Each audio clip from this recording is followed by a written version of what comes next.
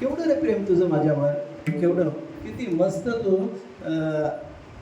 हातामध्ये त्या घोड्याचे लगाम घेऊन आणि किती छान माझी पाठवणी करण्याकरता या परमेश्वरजी. छान मला दादा तू येत होतास ना, न सांगू काय दैवयोगाने कसं झालं म्हणून. अरे दादा, तुला माझ्या मुलापासून धोका होता ना. आता ही तर कन्या आहे दादा, मुलगा नाही. दादा, ही कन्या तुला मुलीसारखी आहे, सुनेसारखी आहे. शिवाय शास्त्र असं सांगतंय का स्त्रीला मारू नको आणि ते योग्य नाही. माझ्या अनेक बालकांना तू मारलंस ना दादा, सगळ्या मुलांना मारलं, ते 6 लेकरांना मारलंस. आता नको ना मारू, दैववशामध्ये चला व्हायचे ते मला ती मुलगी तरी मला दे रे दादा, नको मारायला, नको मारू. मी तुझी धाकटी बहीण आहे ना, या आभागिनीला शेवटचं मूल तरी देणार आहे दादा. शुकाच्या सांगतात देवकीने त्या मुलीला असं कवटाळून पकडलं होतं, परंतु कंसाच्या मनावर त्याचा काहीही परिणाम झाला नाही. बहिणीच्या रडण्याकडे तो दुर्लक्ष करतोय.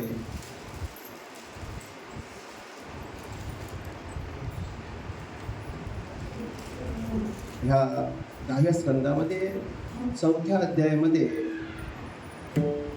भागवतकर ते श्लोकाच्या माध्यमातून सांगत आहेत. असहाय्य देवकी कशी कंसाला समजावते.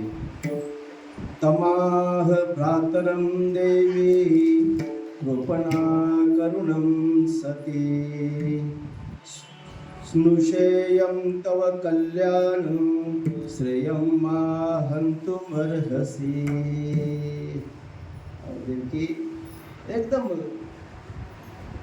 रडते. रडणे तिच्या डोळ्यातून अश्रूच्या धारा वाहता येते. अरे भावा, अरे दादा, असं नको न करू ना, नको न करू. बहवो हिंसिता भ्राता शिशवा पावकोपमा त्वया दैवानि सुष्ठेन पुत्रे काका प्रदीयताम. दादा, सोड लेकीला, सोड. नाही ऐकत. त्याने तिचे पाय पकडले आणि तिला जोराने असा खडकावर आपटणार. तेवढ्यात ती त्याच्या हातातून निसटली आणि आकाशामध्ये उडून गेली. त्या देवीच्या हातामध्ये शस्त्र होती. अनेक शस्त्रांचा असा लकलकाट झाला. त्या देवीला 8 भुजा झाल्या. अष्टभुजा देवी आदिमाया आदिशक्ती भगवती त्या आकाश मार्गाने उडून गेली आणि जाता जाता तिने कंसाला सावध केलं. ग्रंथकर्ते सांगतात, या अष्टभुजी या देवीच्या हातामध्ये असलेले हत्यार, आयुध, धनुष्य, त्रिशूळ, बाण, ढाल, तलवार, शंख, चक्र आणि गदा ही 8 आयुध या आदिमाया भगवती मातेच्या हातामध्ये होते. अरे मूर्खा, मला मारून तुला काय मिळणार आहे. तुझ्या मागील जन्मातील शत्रू तुला मारण्याकरता दुसऱ्या कुठल्या तरी ठिकाणी जन्माला आलेला आहे. सावध केलं त्याने. कंस विचारात पडला. माझी बहीण सांगत होती मारू नकोस. आणि मग नंतर मात्र कंसाला विचार करावा असं वाटलं, अरे देवीचं म्हणणं खरं असेल. कंसाला आश्चर्य वाटलं. त्याच वेळेला त्यांनी देवकी आणि वसुदेव यांना नजर कैदेतून मुक्त केलं. काय बरं कारण?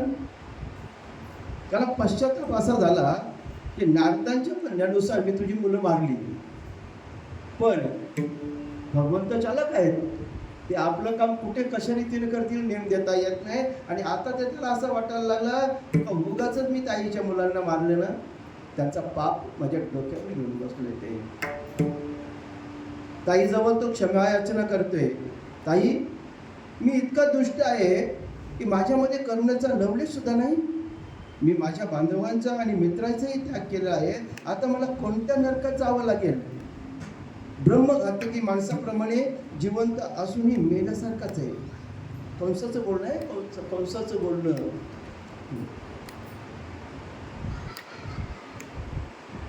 अशा प्रकारे त्याला स्वतःच्या कर्माबद्दल वाईट वाटायला लागलं.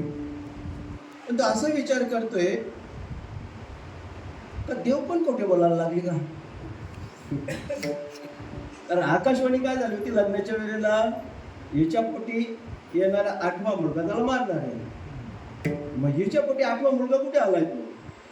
ही तर मुलगीच आली 8व्या नंबरची, म्हणजे देव खोटं बोलायला लागले असं त्याचा समज झाला. त्याने या दोघांना मोकळं केलंय आणि मग तिथून निघून गेला. यानं मोकळं केलं, निघून गेला. आपल्या महालाकडे गेला खरं तो, रात्रभर झोपतो कुठे तो? झोपच नाही लागत त्यांना. त्याने मंत्र्यांना बोलायला सांगितलंय, जी आदिमाया आदिशक्ती निघून गेली तिने सांगितले, मग कुठेतरी जन्माला आलाय तर कुठे शोधायचा? एवढ्या मोठ्या धर्तीवर त्याला शोधायचं कुठे? सोपं आहे. म्हणजे ते कंसाचे जे जवळचे सेवक होते ना, तर काही नाही, एक काम करावं होतं, आम्हाला फक्त आज्ञा द्या बस. कारण देवांचा आधार विष्णू आहे आणि जिथं सनातन धर्म असतो तिथेच तो राहतो. वेद, गाय, ब्राह्मण, तपश्चर्या करणारे अशा ठिकाणी. मग जिथं जिथे हे सगळं चालत असेल ना, तिथं तिथं जेवढी पोरं झाली असतील आम्ही सगळ्यांना मारून टाकतोय. 8-10 दिवसामध्ये जेवढी मुलं झालीत ना तेवढ्या सगळ्यांना मारून टाकतोय आम्ही. तर थांबा जरा, घाई नका करू, लगेच नका घाई करू, थांबा थोडंसं. इकडे मात्र गोकुळामध्ये वेगळीच तयारी चालली होती. शुकाचार्य म्हणतात, परीक्षिता, उदार नंद महाराजांना मुलगा झाल्याचे कळले आणि त्यावेळेला त्यांचा आनंद तर गगनात मावत नव्हता. त्यांनी स्नान केलं आणि पवित्र होऊन नवीन वस्त्र अलंकार परिधान केले. नंतर वेदवेत्या ब्राह्मणांना बोलावलं, पुण्य वाचन करून घेतलंय, पुत्राचा जातक कर्म संस्कार, त्याचबरोबर देवता आणि पितरांची विधीपूर्वक अशी त्यांनी पूजा केली आहे. नंदराजाच्या वेळी फार मोठी तयारी चाललेली होती. सर्व जगताचे स्वामी अनंत भगवान श्रीकृष्ण जेव्हा नंदराजांच्या व्रजामध्ये प्रकट झाले तेव्हा त्यांच्या जन्माचा महान उत्सव असा साजरा केला गेला. त्यावेळी निरनिराळ्या मंगलवाद्य, त्याचप्रमाणे नटणं थटणं, दही, दूध, तूप आणि पाणी अशा सगळ्याचे फवारे उडू लागले. एकमेकाच्या तोंडाला लोणी मागू लागलेत आणि लोणी हा तिथला तर मुख्य पदार्थ होता. प्रत्येकाला तो लोणी तोंडामध्ये जबरदस्ती भरावं लागले आणि सगळेजण त्या ठिकाणी आनंद उत्सव साजरा करायला लागले. कारण नंदराजाचं वय झालं होतं ना, अजून त्यांना पुत्र संतान नव्हते आणि म्हणून त्या ठिकाणी जो आनंद झाला तो किती सांगू मी सांगू पुन्हा. असं एक मस्तपैकी छान होत्या महाराज तिथे उत्सव चालू झाला. कारण काल देवाचा जन्ममध्ये झाला होता, ते उत्सव नव्हता, उत्सव गोकुळात चालला होता.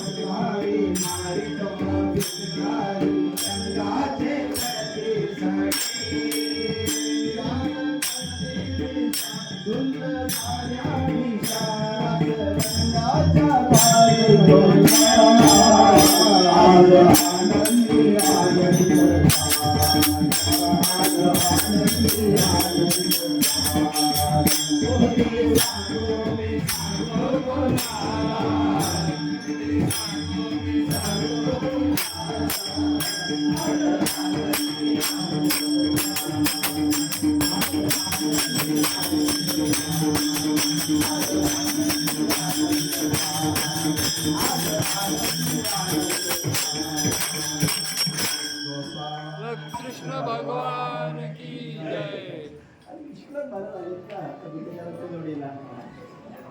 पंचाण्णव खूप छान. हा आनंद आहे, हा आनंद आहे. अजून एक आहे तर अजून गडे आहेत आमच्याकडे अजून अशा रीतीनं काल आपण सादर केला नव्हता ना तो आनंद, आता वेगळा आनंद होता. बरं ठीक आहे.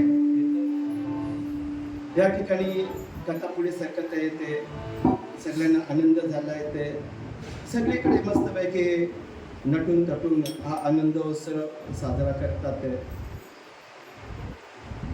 आपल्या बांधवांना झालेला आनंद आणि फार दिवसांनी काही दिवसांनी नंदराजा कंसाला जो कर भार द्यायचा आहे ना, कारण तो सगळ्यात मोठा राजा आणि सगळे मांडलिक राजे, त्यामुळं ते कर भार देण्याकरता तिकडे गेलेले आहेत. मग आणि कर भार दिल्यानंतर त्याला वाटलं चला आता आपल्या भावंडांची भेट घ्यायला पाहिजे, आणि म्हणून तो वसुदेवांकडे भेटण्याकरता आलेला आहे. गप्पा गोष्टी सुरू आहेत. वसुदेवजी विचारतात, गोकुळामध्ये सगळं व्यवस्थित आहे ना, काळजी घे, कारण तिकडची चिंता याला लागली होती ना पिताश्रींना. जर कंसाच्या कानावर ही गोष्ट गेली तर तो तिथे पोचेल आणि आपल्या बाळाचा घात होईल, म्हणून फार चिंतेमध्ये वसुदेवजी होते. ते सांगतात, तुझं काम झालंय ना, आता इथे जास्त थांबू नकोस, जा तू गोकुळामध्ये जा, कारण माझं मन असं सांगतं की ते काहीतरी अघटित होणार आहे. शुक्राचार्य सांगतात, नंद ज्या वेळेला मथुरेहून निघाले त्यावेळेमध्ये वाटेमध्ये विचार करू लागले का खरंच वसुदेवांचं बोलणं खोटं होणार नाही, काहीतरी संकट येईल. त्या भीतीने ते भगवंताची आराधना करू लागले. भगवंता येणाऱ्या सगळ्या संकटापासून वाचव आम्हाला. तिकडे काय चाललंय, कंसाने त्याच्या माणसांना बरोबर तपास काढायला पाठवली होती आणि एक मस्तपैकी स्त्री जी त्याची सेवक होती, जिला आकाशामध्ये उडण्याची कला अवगत होती, त्या जातीला शास्त्रामध्ये खेचर असं म्हणतात. आकाश मार्गाने उडून जाण्याची कला. आणि विश्राम करायचा असेल तर, आराम करायचा असेल, फक्त मुळासकट जमिनीवर जे झाड उन्मळलेलं असेल ना, त्याच झाडावर बसायचं. ऐका बरं, भागवतातून आपल्या काही गोष्टी शिकायच्या आहेत. म्हणून आपण कुठे गेलो जंगलामध्ये, मुलांना सरीला वगैरे कुठे, तर मुळासकट उन्मळलेलं झाड असेल ना, तिथे बसायचं नाही, कारण ती खेचरांना बसायची जागा आहे. एवढं जरी आलं तरी बस भरपूर झालं नाही का. बरं, ती आकाशमार्गाने आली, तिने सुंदर स्त्रीचं रूप घेतलं होतं, जसे आताच काहीतरी मेकअप करून निघाली ती ब्युटी पार्लरमधनं, आणि अशी मस्तपैकी ठुमकट त्या नंद महाराजांच्या याच्यामध्ये सगळींनी पाहिली. अरे, नवीन पाहुणी दिसते. गल्लीवर बसले, तिथे नाक्यावर बसले. पुतळ्या पैंजण हा, बोला मस्त पाणी पिऊन घ्या. कंबरेला कंबर पटा नेसली ग शालू पैठणीचा, नेसली ग शालू पैठणीचा, नेसली ग शालू पैठणीचा. पुतळ्या पैंजण कंबरेला कंबर पटा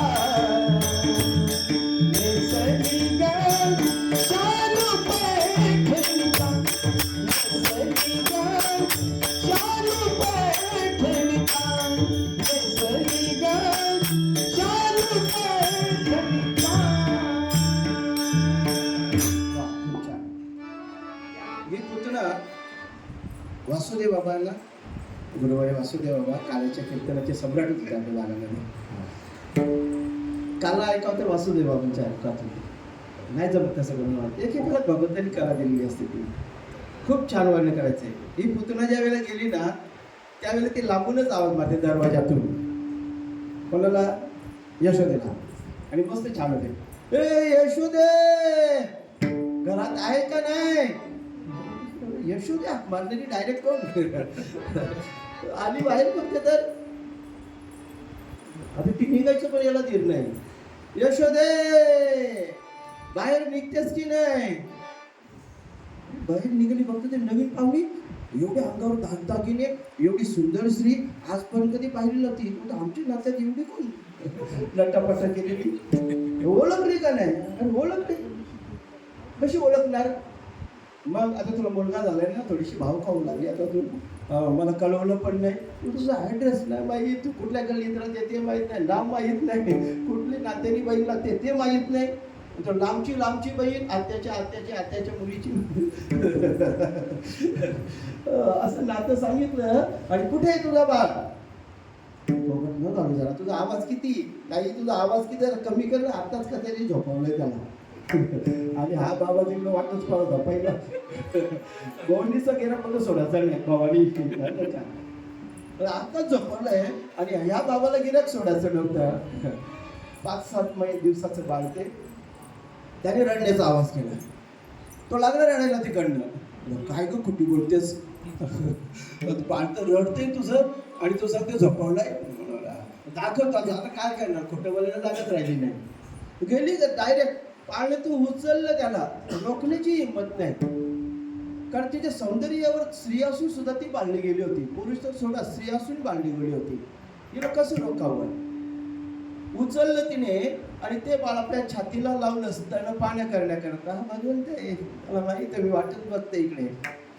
तिच्या शरीरामध्ये जेवढं विष होतं ते विष भगवंताने खेचून घेतलं आणि तिच्या शरीरामध्ये जेवढं रक्त आहे तेही शोषून घ्यायला लागलं. आता ती ओरडायला लागली, आरडाओरडा करायला लागली, हात पाय आपटू लागली, सोड सोड सोड मला. नाही सोडणार, एकतर मी कोणाच्या वाटेला जात नाही आणि गेलो तर सोडत नाही. जय श्रीराम बोलना पडेगा. सांभाळा करा काय. व्यत्यय येऊ देऊ नका, काय असेल त्याला. हा, चला बरं, मग सोडत नाही कोणाला. अशा करीनं ती गतप्राण झाली, आकार तिचा वाढू लागला, आकार वाढू चालला, एखाद्या छोट्याशा टेकडी एवढा, गोदरेज हिल एवढा आकार झाला तिचा. आणि हा बाळ खेळतो तिच्यावर, गतप्राण झाली. कसं तरी घसरगुंडी करून त्याला पाहिलं बाकीच्यांनी आणि त्याला खेचून घेतलंय. करावं काय एवढं मोठं वेगळं. नंदबाबा तर तिकडे गेलेत कंसाला करबार द्यायला. इकडे यांनी विचार केला, नंदबाबा याच्या अगोदर आपण हिची विल्हेवाट लावली पाहिजे. आणि म्हणून मग त्यांनी तिचे तुकडे तुकडे केले, घरात हत्यारं आणली, कुऱ्हाडी आणल्या, कोणी करवती आणल्या. एवढं आवडलं हे शरीर, एकत्र न्यायचं कुठे ना, ओढेल कोण त्याला. आता सारख्या फळे घेतले, क्रेन वगैरे होत्या त्या काळामध्ये, आता आणली असती आयड्रा वगैरे लावून तिला, काय पण कशी भाऊ. बरं, मग तशी कशी ते तुकडे तुकडे केले आणि मग एवढे सगळे तुकडे अख्ख्या जंगलामध्ये ते लाकडं गोळा केली आणि तिला जाळू लागले. पण जाळल्यानंतर मात्र तिच्या अंगाचा त्या मैतापासून सुगंध यायला लागलाय. कोणीतरी असं अत्तर लावले, कोणतरी धूप लावले, अगरबत्त्या लावले, तसा सुगंध यायला लागला. आणि नेमकंच नंदबाबा तिकडनं आपल्या वेशीपर्यंत येत होते. गावात मी नसताना एवढा मोठा उत्सव, धूप धूप दीप नैवेद्य, कोणाचं बरं काम असेल. आणि मग त्यांना हे सगळं झालं, तर कळलं का असं मोठं विघ्न आलं होतं. एक पुतना नावाची ती मावशी बनून आली होती. आणि मग भगवंताने अलगद तिचा काटा काढून घेतला. भगवंताने अशा रीतीने आता पण कथा पुढे सरकत आहोत, तर एक एक प्रकरणाला वेळ लावली तर आपली कथा होणारच नाही. खरं म्हणजे 7:30ची वेळ आपल्याला अगोदर सुचायला पाहिजे होतं. असं देर से आहे दुरुस्त आहे. श्री कृष्ण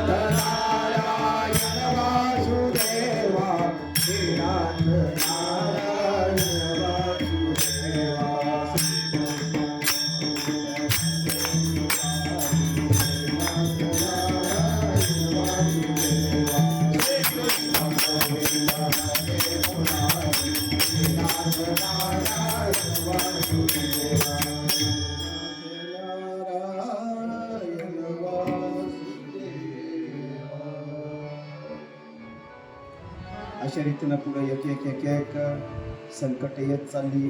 भगवंताचा कुस बदलण्याचा कार्यक्रम आला.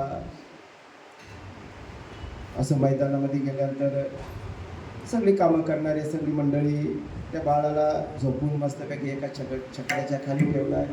आणि ह्या बाळाने हे करायचं तेच केलं. नुसत्या पायाच्या स्पर्शानेच तर छकडा असता व्यस्त, सगळी टोकं वगैरे इकडे तिकडे सगळी तुला आवाज कसला येतोय. एवढं मोठं छकडा असं फिरून कसा गेला ते.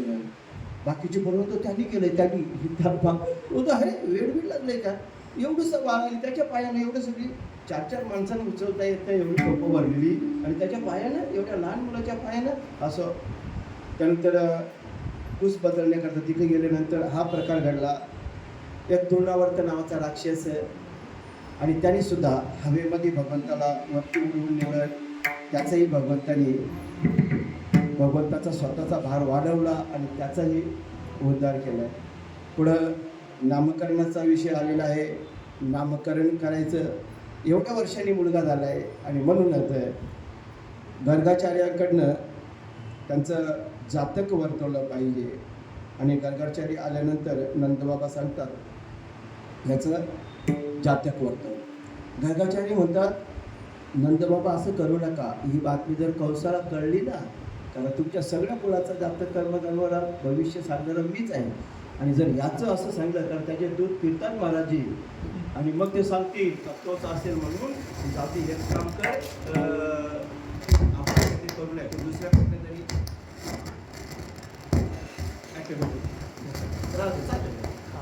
ॲटोमॅटिक चालले सर, दुसऱ्या कोणाचं तरी कोणाकडनं हे करून घे.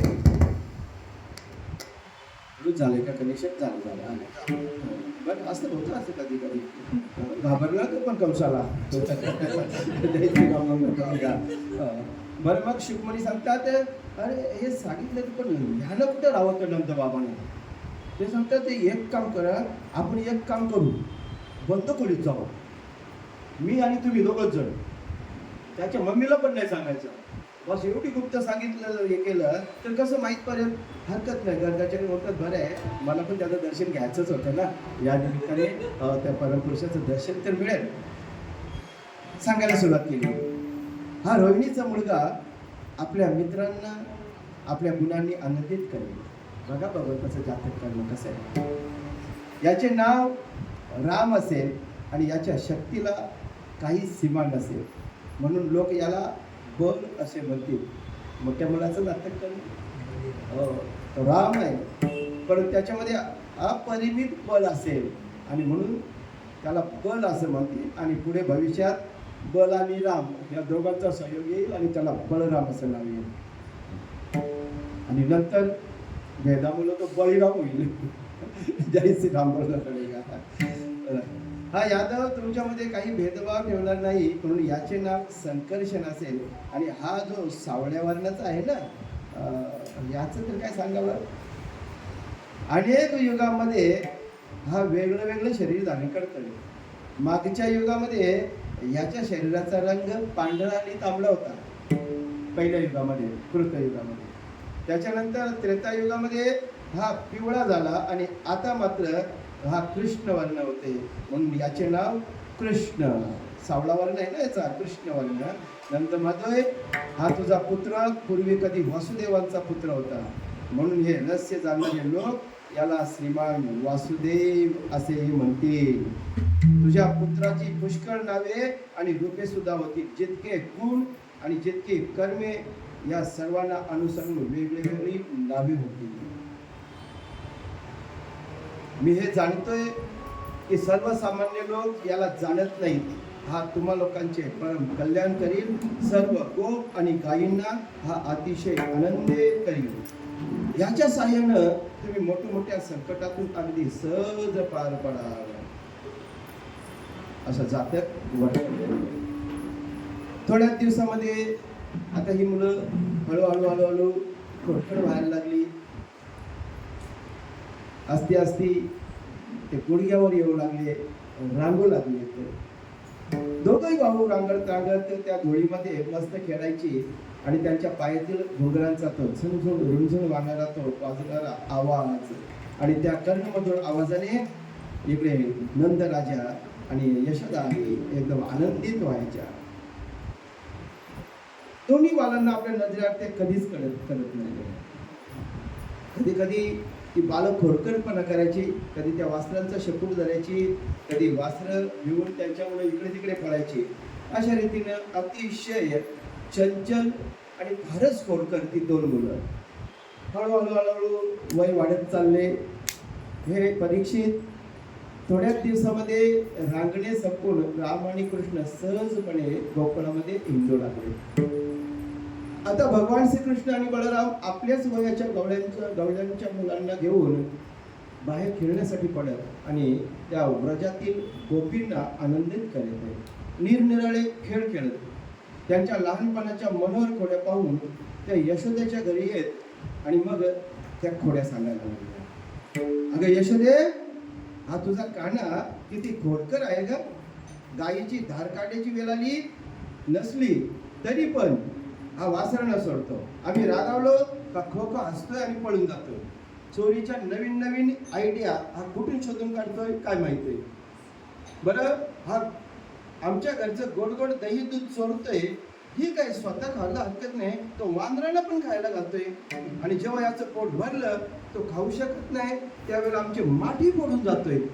अशा रीतीनं त्यांच्या त्या खोड्या वाढत गेल्या आणि यशोदाबाईकडे त्या खोड्या, कमलबाई करू मी कायाच्या वाईट फोडीला, कमलबाई करू मी कायाच्या वाईट फोडीला, मात फोडीला जाने मात फोडीला, मात फोडीला जाने मात फोडीला.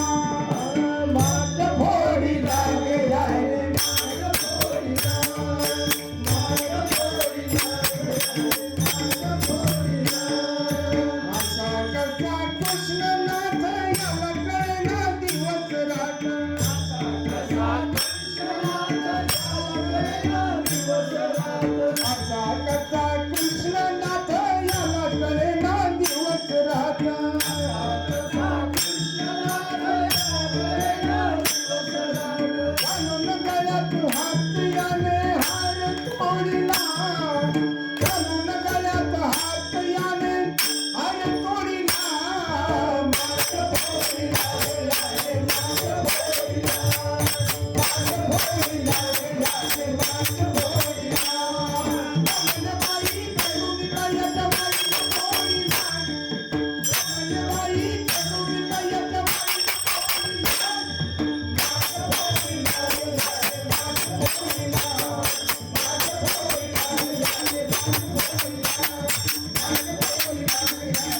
वा, खूप छान. किती तक्रारी सांगायच्या एके दिवशी हा खेळता खेळता बलराम वगैरे गवड्याची मुलं सगळे खेळत होते आणि मग यशोदा माझ्याकडे कंप्लेंट यायची आता पोरांची कंप्लेंट आहे अगं आई याकडनं यांनी माती खाली बघ आम्ही याला सांगत होतो नको खाऊ खरं हो तरी यांनी माती खाली आम्ही याला पकडत होतो त्याच्या हातातून ती माती खेचत होतो तरी पण नाही यशोदा आई साहेब रागाने चालू हे कृष्णा इकडे ये बघू माती खालीच काय येतो तुला सांगितलं होतं ना माती खेळू नकोस म्हणून पेपरला बसवले सगळ्या आखी कोयनी सोसायटी कुठे खेळा आता माती तुम्ही बरं न कळत माती खालीस बघ तुझ्या बरोबरची सगळी मुलं तेच सांगतात ना बरं ठीक आहे बाकीच्या मुलांचं जाऊ दे तुझा भाऊ दादा बलराम दादा तो पण सांगतोय दादा पण खोटा बोलतोय आई ग आई नाही काली मी माती आई ग आई आई काली मी माती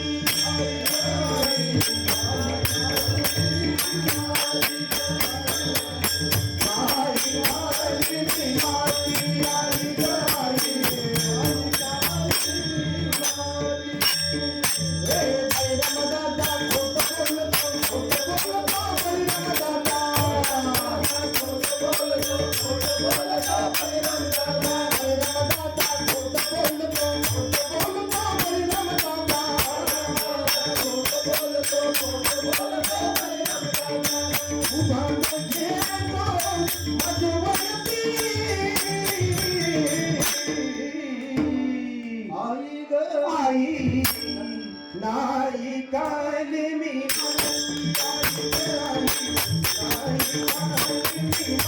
आई ग आई ग आई नाही काली मी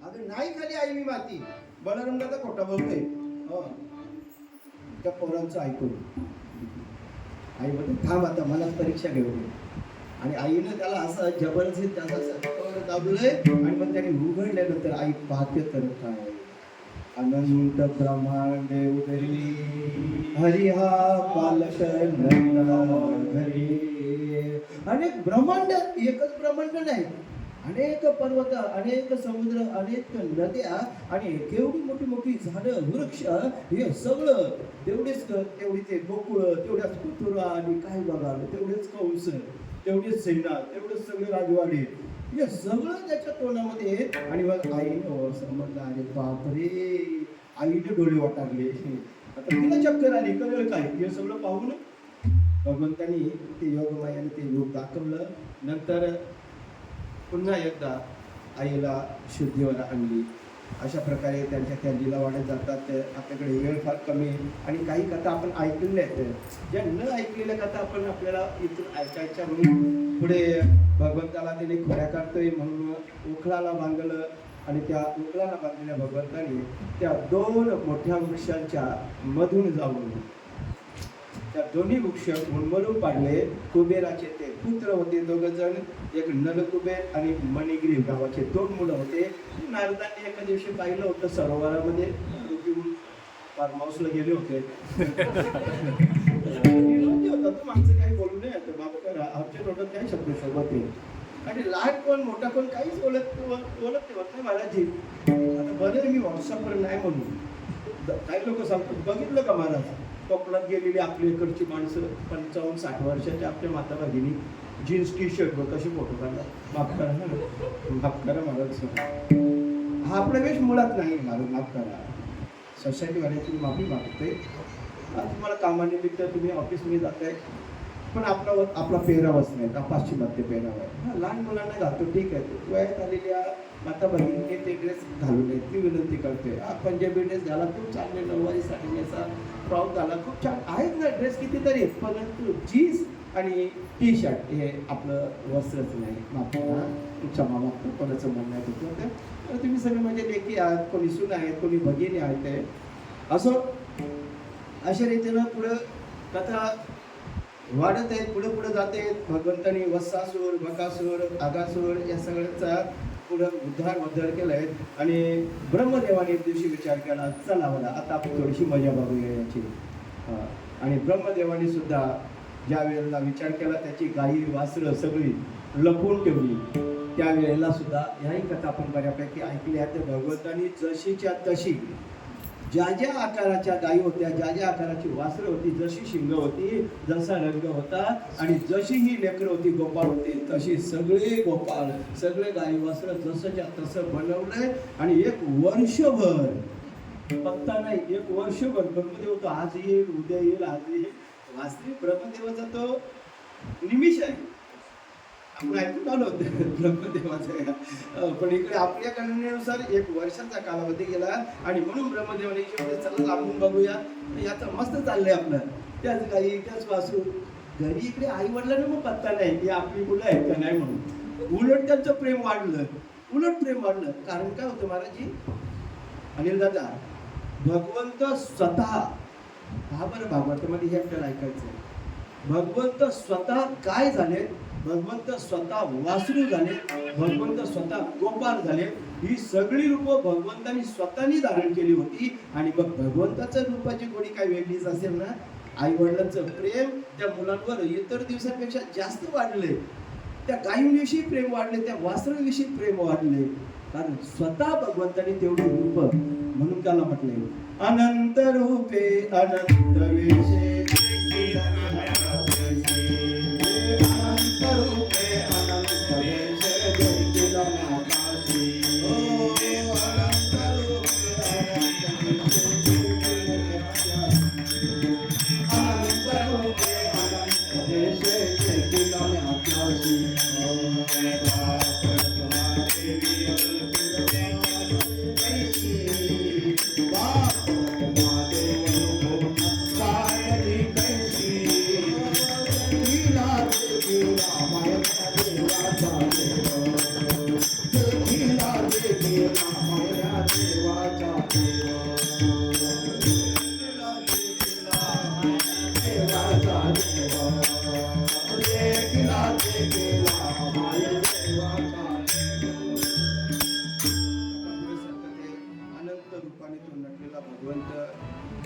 कथा सरकत आहे. आणि त्या कथेमध्ये अशीच ही सगळी मुलं खेळता खेळता त्यांना तहान लागली आणि म्हणून ते यमुनेच्या तीरावर गेले. यमुनेच्या तीरावर त्या डोहामध्ये पाणी प्यायला गेले आणि नेमकंच ते पाणी पिण्याबरोबर सगळी गाई, वासरं आणि सगळे गोपाळ मच्छेत पडले. विषयुक्त पाणी होतं ते.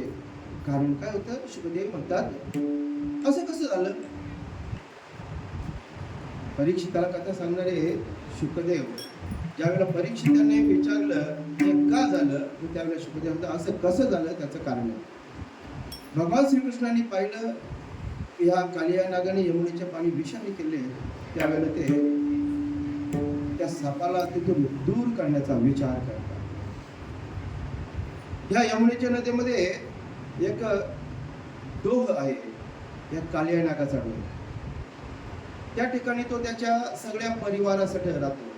त्याच्या बायका आहेत, त्याची मुलं आहेत, अख्खा परिवार त्यामध्ये. आणि त्यामुळं तिथे जाण्याचं कोणी धाडस करत नाही.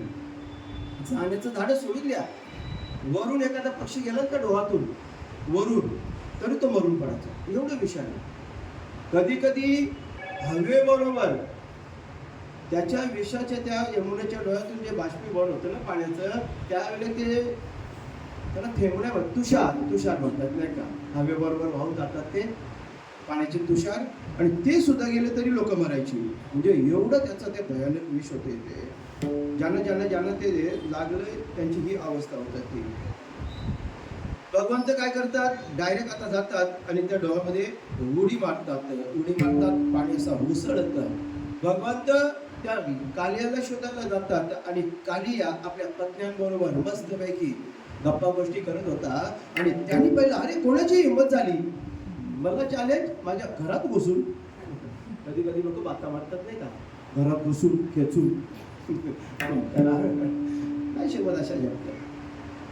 भाषा स्वातंत्र्य सगळ्यांना आहे, परंतु एखाद्याने एखाद्याचं मत मांडलं का ते खोडण्याकरता अशी भाषा वापरू नये. सगळ्यांना स्वातंत्र्य आहे, आपल्याला एकट्याला दिले घटनेनं सगळ्यांना स्वातंत्र्य. चांगले बोलतात, ते बोलले तुम्हाला काय भाषेने बोलायचं तुम्ही बोला. ते मोबाईलने आहे ना, कुठे गेला कधी कधी विसरून जातो. आणि एवढे फोन येतात ना, महाराज फोन उचलला घरी विसरला, मी अख्खा दिवस मी कार्यक्रमामध्ये फोनचं तसं आपल्याला काम लागत नाही. व्हॉट्सअप नाही, फेसबुक नाही, त्याच्यात काय ते इंस्टाग्राम वगैरे काय म्हणतात ना, ते काहीच नाही. कोणाचे फोटो नाही बघायचे, माझा पण फोटो नाही त्याच्यामध्ये. फक्त इन्कमिंग आणि आउट गोईंग बस एवढंच काम आहे. आणि तेही मला काही कामधंदा नसल्यामुळं फक्त ज्यांना काही कार्यक्रम असतो त्यांचेच फोन येतात. इतर वेळेस बोलायला वेळ कोणाकडे असतो. कधीतरी विश्वनाथ तालुका आठवून आली तर महाराज कुठे आहेत, कार्यक्रम द्यायचा आहे, ते नाव आहे, बस एवढेच फोन आपल्याला मारायची. कधीतरी गप्पा मारते, कधीतरी गप्पा. बरं मग ठीक आहे, मला कोण चॅलेंज करतोय, आणि म्हणून तो आता भगवंतावर धावून आला. भगवंत वाटच बघत होते. भगवंतानी त्याला बेजाड केला, खेळलाय. त्याच्या ज्या पत्नी आहेत ना, त्या पत्नी आता मात्र दुःखी झाल्या. त्या सांगतात, देवा आमच्यावर दया करेल, आमच्यावर. आम्हाला माहित आहे आमचा नवरा जरासा आगावच आहे. जय श्रीराम बोलला पडेगा. त्याच्याकडे ताकद भरपूर आहे ना, आणि म्हणूनच तो कोणाला ऐकत नाही ते. परंतु देवा एक काम करा ना, आम्ही विधवा होऊ, आमची मुलं लेकरे अनाथ होतील, सोडा देवा, सोडा ना. तुम्ही सांगाल ते आम्ही करू, तुम्ही सांगाल ते आम्ही करू. त्याला क्षमा करावी. भगवंता तुम्हाला जो कोणी शरण येतो ना, त्याचा जीव तुम्ही वाचवता. आणि आता आम्ही तुम्हाला शरण आलोय, आमच्या पतिदेवांना परत द्या ना, नका असं करू. शुकदेव म्हणतात, परीक्षिता भगवंतानी या केलेल्या लत्ताप्रहाने तो घायल होऊन एका बाजूला असा बेशुद्ध पडला होता. आणि या नागकन्यांनी, या त्याच्या पत्न्यांनी भगवंताची स्तुती केली, आराधना केली. त्यावेळेला भगवंतांनी त्यांना त्याची दया आली आणि त्यांनी त्याला सोडून द्यायचा विचार केला. नाही करणार. त्याला सांगितलं, आता मात्र तू इथं राहायचं नाही. कुठं जायचंय, तुझे सगळे नातेवाईक, तुझी सगळी मुलं, तुझ्या बायका जे काही आहेत ना, हे सगळं घेऊन तू कुठं जायचं, समुद्रामध्ये निघून जा. समुद्रामध्ये तुझ्यासाठी एक ठिकाण आहे, आणि त्या ठिकाण तुला नेमून दिलेलं जे ठिकाण आहे त्या ठिकाणी राहा. समुद्रामध्ये रमणक नावाचं एक द्वीप आहे. त्या द्वीपाचं नाव रमणक आहे. आणि ह्या रमणक द्वीपामध्ये बाकीचे जसे तुझे नातलग राहतात तसं तूही राहा, कारण त्या ठिकाणी सगळाच परिवार तुझा सुखाने राहील. बरं, आता तुला जी गरुडाची भीती होती ना, ती गरुडाची भीती राहणार नाही, कारण तुझ्या फणांवर मी स्वतः नृत्य केल्यामुळं माझ्या पायाचे ठसे तुझ्या त्या डोक्यावर उलटलेत. आणि माझ्या पायामध्ये तुला माहीत आहे चिन्ह कोणते आहेत, शंख, चक्र, गदा, पद्म, ही सगळी चिन्ह आहेत. अशा रीतीनं त्या नागाला त्यांनी सोडून दिलं. पुढं भगवंत त्याच्या लीला चालूच आहे. ते वसंत ऋतू आलाय, शरद ऋतू आलाय, ग्रीष्म ऋतू आलाय, हे ऋतू बदलत होतात. एके दिवशी शरद ऋतूमध्ये ज्या वेळेला जलाशयामध्ये कमळं उमळत होती, अशा या वृंदावनामध्ये कृष्णांनी गायी आणि गोपालासह प्रवेश केलाय. त्या फुलांनी बहरलेल्या वनराईमध्ये भ्रमर असे त्या फुलांवर गुंजारव करत होते. पक्ष्यांचा किलबिलाट होता. तिथले नद्या, सरोवर हे सगळे नादमय झाले होते. कृष्णांनी बलरामांनी बरोबर घेतले आणि आपल्या वेणू वाजवायला सुरुवात केली. हे प्रकरण या ठिकाणी वेणू गीत नावाने प्रसिद्ध आहे भारतामध्ये. एखादा वेणू विषयाचा आपला हरी धरोनी वेणू हरी धरोनी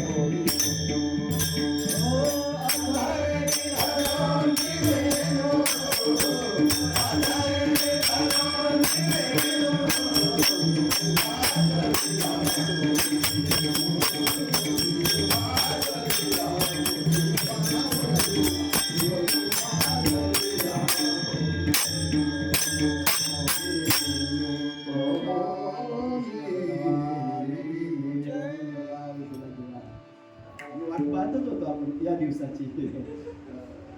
असं थोडंसं 10-15 मिनिटं उशीर चालेल ना, शेवटची कथेचा दिवस आहे आपला. आणि हे भगवंताला आवडतं, आपलं भगवंताला आवडतं. सगळेजण मंत्रमुग्ध होतात त्या वेणूच्या नादामुळं. आपापली कामधंदे विसरतात, त्या गायी चरायचं विसरतात, पक्षी उडायचे विसरतात, त्या नद्या ते ओळ वाहण्याचं विसरतात, जागेवर स्तब्ध असतात. शुकदेवजी म्हणतात, ऋतू बदली झाला, हेमंत ऋतू आला, मार्गशीर्ष महिना आला, उष्णतेचा महिना, गरमी वाढायला लागली. आणि त्यावेळेला या नंदाच्या व्रजामधील काही कुमारिका कात्यायनी देवीचं व्रत करू लागले. आपल्याला मनासारखा पती मिळावा म्हणून त्या कात्यायनीच्या देवीचं व्रत करत आहेत. आणि मग रोजचा त्यांचा नियम अरुणोदय होत असतानाच यमुनेच्या पाण्यामध्ये त्या स्नान करण्याकरता जायच्या.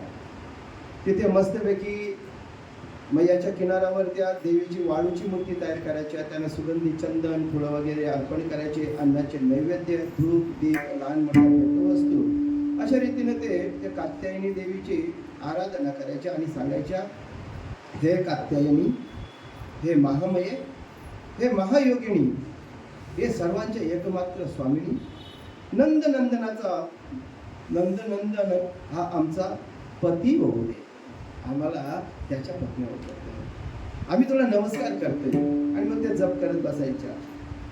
या सगळ्या कुमारिका देवीच्या आराधना करायचे आणि त्यांचं मन त्यांनी श्रीकृष्णांना समर्पित केलं होतं. महिनाभर भद्रकाली देवीची त्या उपासना करत होत्या. एके दिवशी अशाच उषाकाली भगवंत आपल्या सवंगड्यांना घेऊन इथं गेले होते. त्यांनी पाहिलं यमुनेच्या तटावर या सगळ्या गोपिका, या कुमारिका वस्त्र ठेवून स्नान करत होत्या आणि भगवंतांनी त्यांची वस्त्र पळवली आणि झाडावर जाऊन बसले, लांब बसून बसले. ते ज्या वेळेला त्या कुमारिकांना कळलं, अरे आपली वस्त्र यांनी पळवली, देत नाही, ते त्या करुणा वागायला लागल्यात. हे कृष्ण, हे कान्हा, नको ना अशा आम्हाला सतावूस, आमची वस्त्र दे, आम्ही विवस्त्र आहोत. गोपिकांची तो थट्टा करू लागला. तो सांगतोय वस्त्र देईन, परंतु तुम्हाला स्वतः बाहेर यावं लागेल. आणि बाहेरही असे नाही, तुम्हाला हात उंचावून कार्य असे कोणी करतोस, नको ना असं करू. तुला माहित नाही आम्ही कुमारिका आहोत, आम्ही दिगंबर अवस्थेमध्ये आहोत. आता नाही ते मला काहीच सांगायचं नाही. कसं तरी शेवटी काय पर्याय नाही, वस्त्र तरी घेतली पाहिजे. आणि आल्यानंतर भगवंत सांगतात ही तुम्हाला शिक्षा दिली, मला काय तुमची खोडी नव्हती काढायची. मुलींनो ऐका, तुम्ही ज्या पवित्र मैयामध्ये स्नान करताय ना, ती यमुना कोण आहे माहित आहे का तुम्हाला?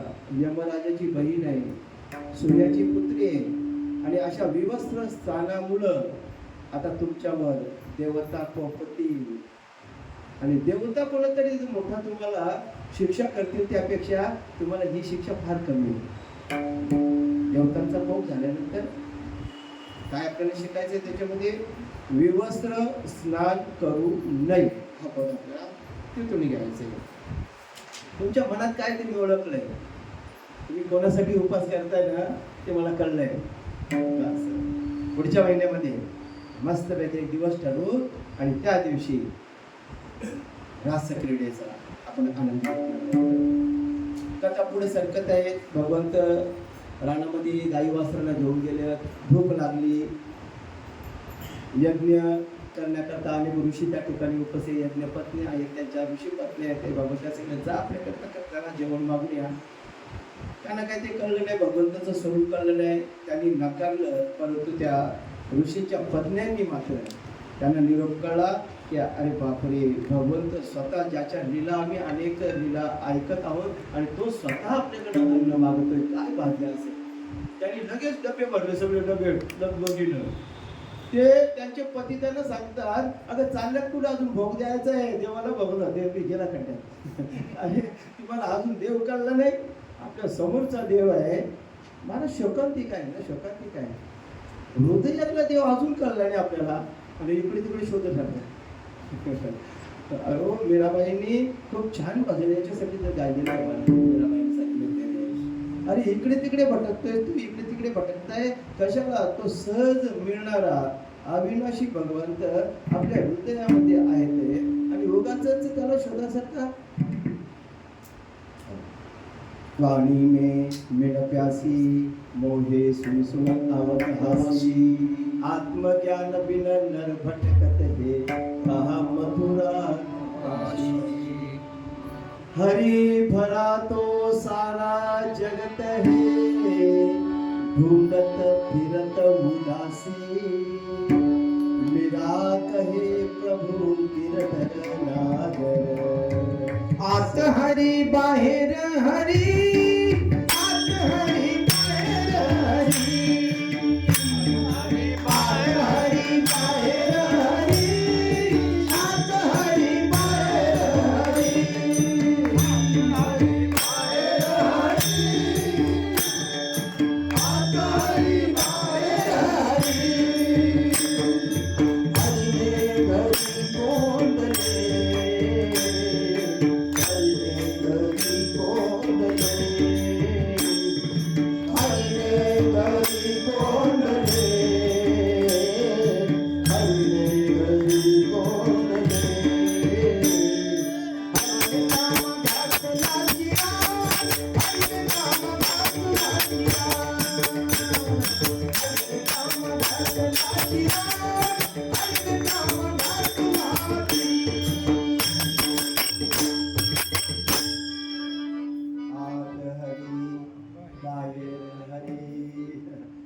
सगळीकडे आहे ना तर.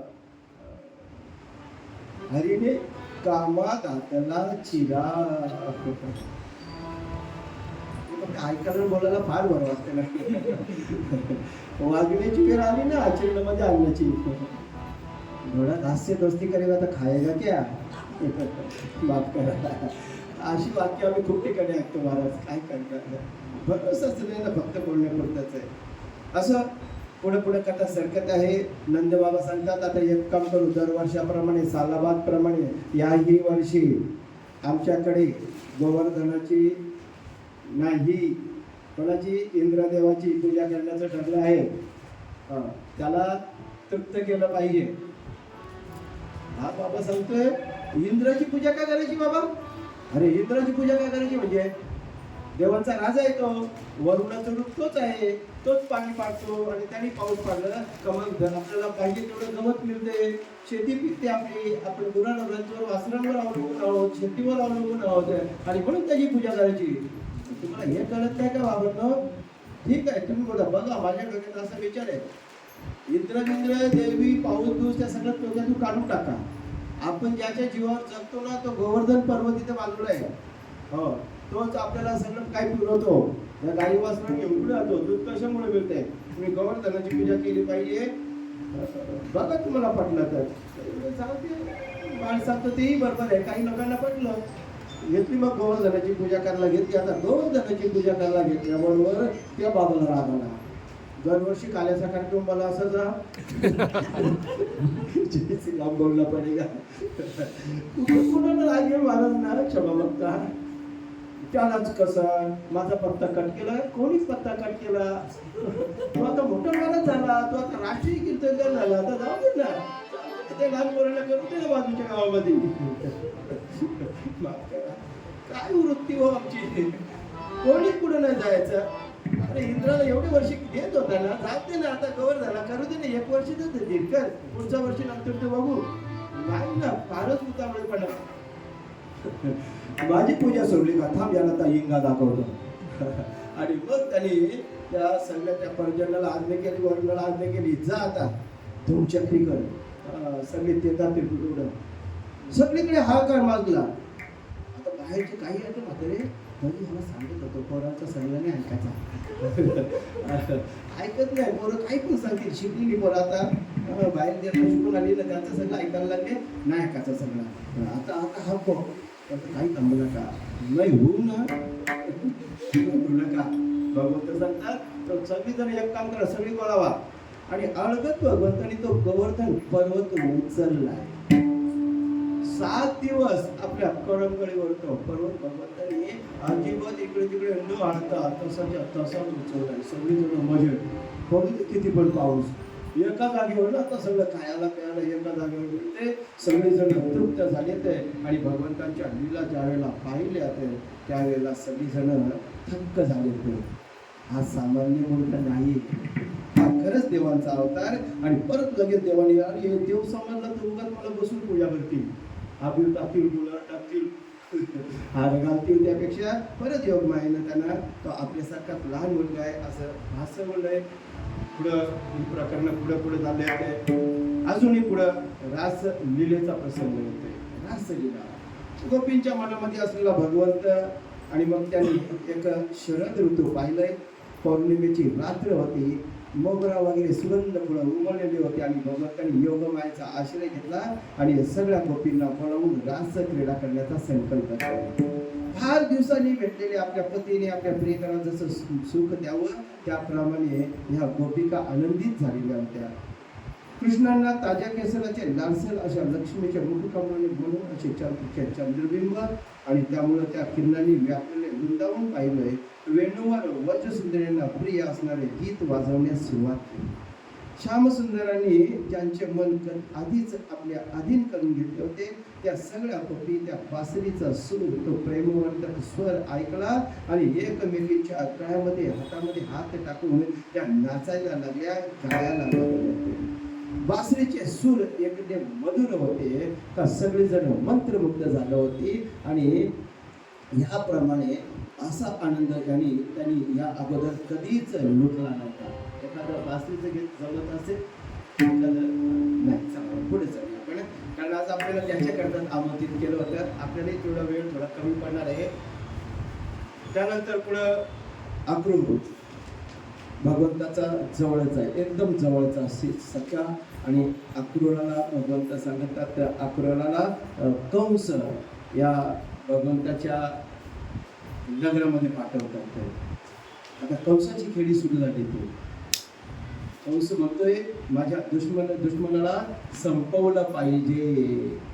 आणि म्हणून तिथे जाण्यासारखा आणि तिथे समजवण्यासारखा एकच माणूस डोळ्यासमोर, तो म्हणजे भगवंताचा प्रिय भक्त अक्रूर. अक्रूरा जा तिकडे. अक्रूरला कळलं होतं, कंसाची खेळी कळली होती. त्याचं मन मानत नव्हतं महाराजची, परंतु त्याने विचार केला कोणत्या जन्माची पुण्य येईल, मला भगवंताचं दर्शन होईल. भगवंतांनी ज्या ठिकाणी लीला केल्यात त्या ठिकाणाचं दर्शन होईल. शुकाचार्यजी परीक्षिताला हे सगळ्या कथा सांगत आहेत. ते महाबुद्धिमान अक्रूर त्या रात्री मथुरेमध्ये राहिला आणि सकाळी रथामध्ये बसून नंदांच्या गोकुळाकडे निघाला. भाग्यवान अक्रूराची कमलनयन भगवंतांना भेटण्याची भक्तीची त्यांच्याविषयी असलेली भक्ती ही अशी सारखी उसळ्या मारत होती. तो गोकुळामध्ये जात असताना सारखा विचार करत होता, मी कोणतं शुभ कार्य केलेलं आहे आणि कोणती अशी दीर्घ तपश्चर्या केली ज्यामुळे मला भगवंताच्या नगरामध्ये जाण्याचं भाग्य प्राप्त झाले. आता मला कृष्णाचं दर्शन होणार आहे आणि अशा आनंदामध्ये तो भगवंताचं दुर्लभ असलेलं दर्शन घेण्याकरता निघालेला आहे. पुढे त्याचा रथ चाललेला आहे. जसा अक्रूर पुढे जातोय त्याच्या अंतःकरणामध्ये भक्तीविषयी भक्ती जागृत होते आणि आपल्या डोळ्यातून अश्रुधारा ही साधकाची अवस्था सांगितली जाते. आणि प्रत्यक्ष भगवंताच्या ज्या चरणकमलांनी जी भूमी सजलेली आहे अशी ती भूमी आता मला पाहायला मिळणार.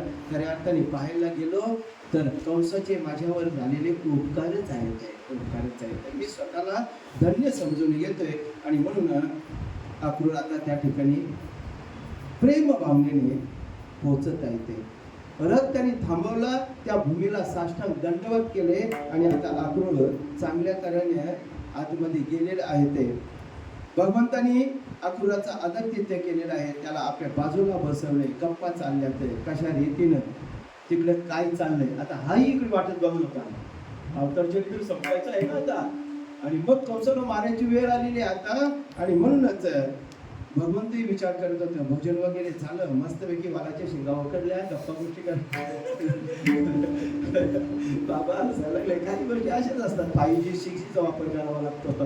गप्पा गोष्टी करता करता करता करता आणि मग तो विचारायला लागलाय भगवंत अक्रूराला, कंसाचं वागणं कसं आहे, तो राहतो कुठे, खातो काय, झोपतो कुठे, त्या सगळ्या गोष्टी त्यांनी विचारून घेतले आणि आपला पुढचा कार्यक्रम कसा करायचा याविषयी सगळी शहानिशा भगवंतांनी करून घेतलेली आहे. आता भगवंतांना राम आणि कृष्णांना, बलराम दादांना आणि कृष्णांना घेऊन ज्या वेळेला निघाला अक्रूर, त्यावेळेला त्या गोपींनी पाहिलं आणि त्याच्या तळपायाची आत मस्तक आला. ह्याचं नाव अक्रूर कोणी ठेवलंय तुम्ही? म्हणजे नाही, क्रूर म्हणजे एकदम असा रागीट, क्रूर, तापट स्वभावाचा रागीट, सगळ्यांना त्रास देणारा. अरे हा तर मोठा क्रूर निघाला.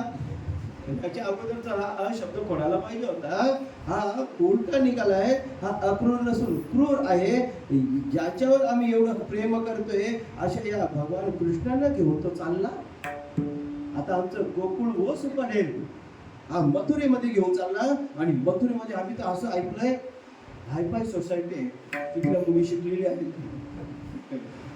चांगल्या ठिकाणी कॉलेजला जातात ते. आणि मग त्यांनी आमच्या ह्या भगवंताला पाहिलं आणि त्या ह्याच्या प्रेमात पडल्या, तर जो आम्हाला गावठी पोरीनं विसरेल ना. आम्ही नाही मेकअप करत, नाही शाळेत जात, नाही नटून कटून जाते, आणि मग त्यांच्या प्रेमात पडला का हा मला कायमचा विसरेल. आणि म्हणून ते अशा दाखवत आवडत होत्या. करणार काय, भगवंताच्या चिंतनामध्ये त्या रमून गेलेल्या होत्या. अक्रूराने भगवंतांना घेतले. भगवंताचं मथुरा गमन आता झालेलं आहे, मथुरेमध्ये पोहोचले होते. अक्रूराने जसं सांगितलं होतं तसं घडले सगळं. इकडे तो वाट बघत होता कधी आपल्या दुश्मनाला आणणार आहे ते. तिथे जात असताना, रथामधून जात असताना भगवंताची नजर एका वाकड्या स्त्रीवर पडली, जी कुब्जा म्हणून होती. तिचाही उद्धार केला पाहिजे. तत्पूर्वी भगवंत तिथे गेल्यानंतर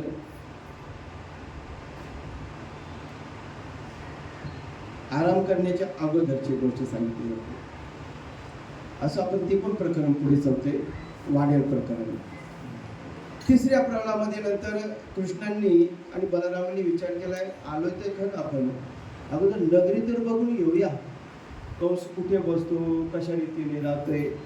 आणि मग त्या नगरामध्ये त्यांनी जाण्याचा विचार केलाय. निघाले, त्यांनी पाहिलं आणि बापरे, मथुरा नगर फार मोठं आहे. उंचच उंच तिथे गोपुरे आहेत, ते स्फटिकांची दरवाजे त्या ठिकाणी पाहायला मिळत त्यांना. सोन्याचे मडवलेले दरवाजे पाहिले त्यांनी, सोन्याची तोरणं त्याच्यावर होती. नगरामध्ये तांब्या पितळाची धान्याची कोठारे त्यांनी पाहिली. ते चोहोबाजूला खंदक होते आणि त्या नगरामध्ये कुठल्याही बाजूने प्रवेश करणं किंवा तिथून पळून जाणं वाटतं तेवढं सोपं नव्हतं. प्रत्येक ठिकाणी खडा पहाड होता. तिथे लोक फार धनिक होते, प्रत्येकाचे मोठे मोठे वाडे होते ते. आणि अशा त्या सडका पाहिल्यात त्यांनी. तिथली ती सगळी नयनरम्य दृश्य दिसली, ते उपवन पाहिली, तिथले त्या बगीचा पाहिल्यात. आणि मग मात्र ते म्हणले, वा रे वा, कंसा खूप छान आहे. आणि पुढे जाता जाता मग लक्षात सांगितल्यामुळे राजमार्गावर पुढे जाता जाता त्याने एका युवतीला पाहिलंय, जिचं नाव कुब्जा होती. ती रोज कंसाला एक विशेष प्रकारचं असं उठणं घेऊन जायची. कंसाची दासी होती ती.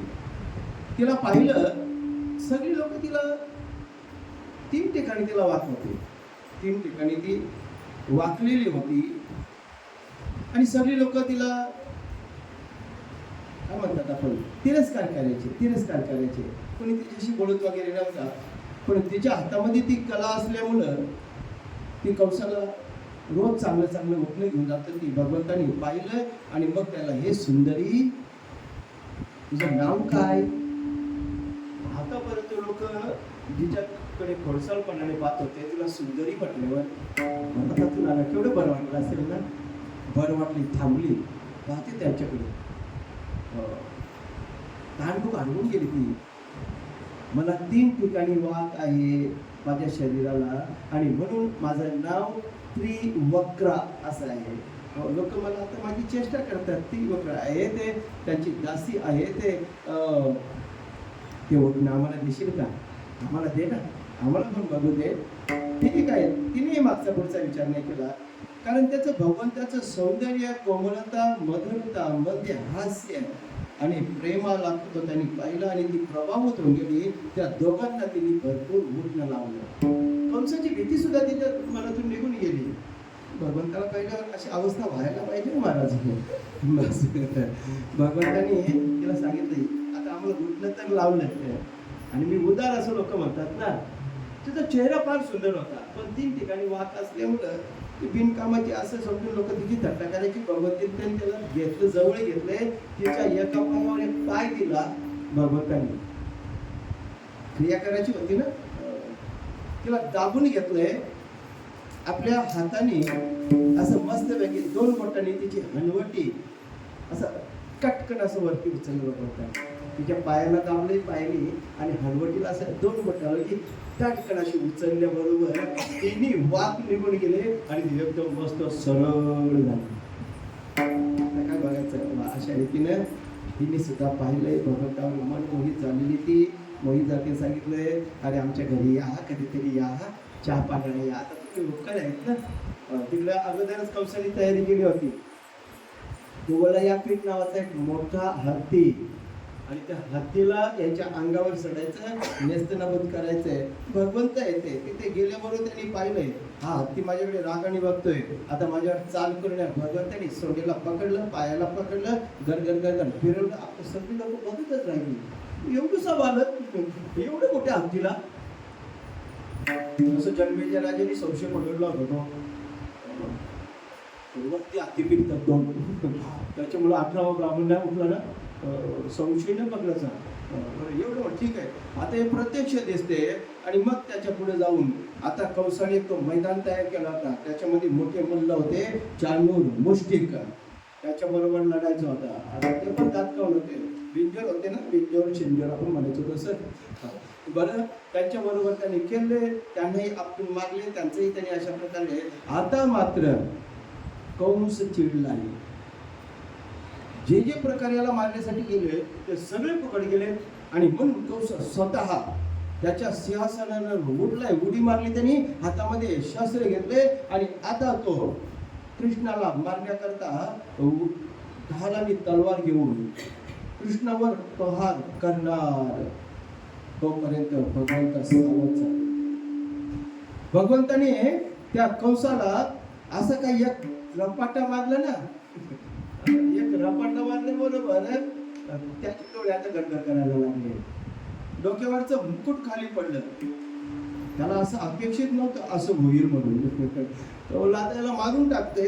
भगवंताच्या लीला येते. फार काही युद्ध करावं लागलं नाही कंसाबरोबर भगवंताला. एवढ्या सगळ्यांचा राजा असताना सुद्धा बाकीच्यांना मारण्याकरता जेवढे कष्ट लागलेत ना, कंसाला मारण्याकरता अजिबात वेळ लागला नाही. आणि विजयामध्ये सुद्धा आपण ती कथा ऐकून आले. कंसाला याने खाली पाडलं, छातीवर पाडलं, उतारला पाडलंय, छाताडावर बसला, डोक्याने ठोसे मारू लागला, असे वर्णन काही ठिकाणी आलेलं आहे. ते कंसाला याने असा जोराने त्या उचलून आपटला आणि कंस चकनाचूर झाला. कंसाचा सुद्धा अशा रीतीने उद्धार झालेला आहे. इकडे पुढे उद्धव या व्रजामध्ये गेलेले आहेत. उद्धव ही देवाचा फार मोठा भक्त. उद्धवांचं आणि गोपींचा संवाद.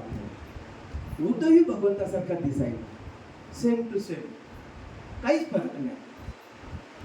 त्याला पहिल्या बरं वाटलं यांना, चला त्याच्यासारखा असला तो नसला तरी त्याची मूर्ती तर आम्ही पाहू शकतोय. आणि तेवढ्यामध्ये तो भ्रमर भोंगा तिथे तो गुणगुणत होता. याच्याविषयी खूप गीतं आहेत. गौरवणीमध्ये आपण ती गीतं जमत असेल तर बघा, नाही तर पुढे सांगितलं होतं.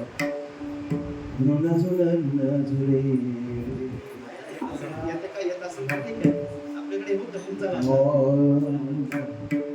सांगितलं येतं चरण बोला.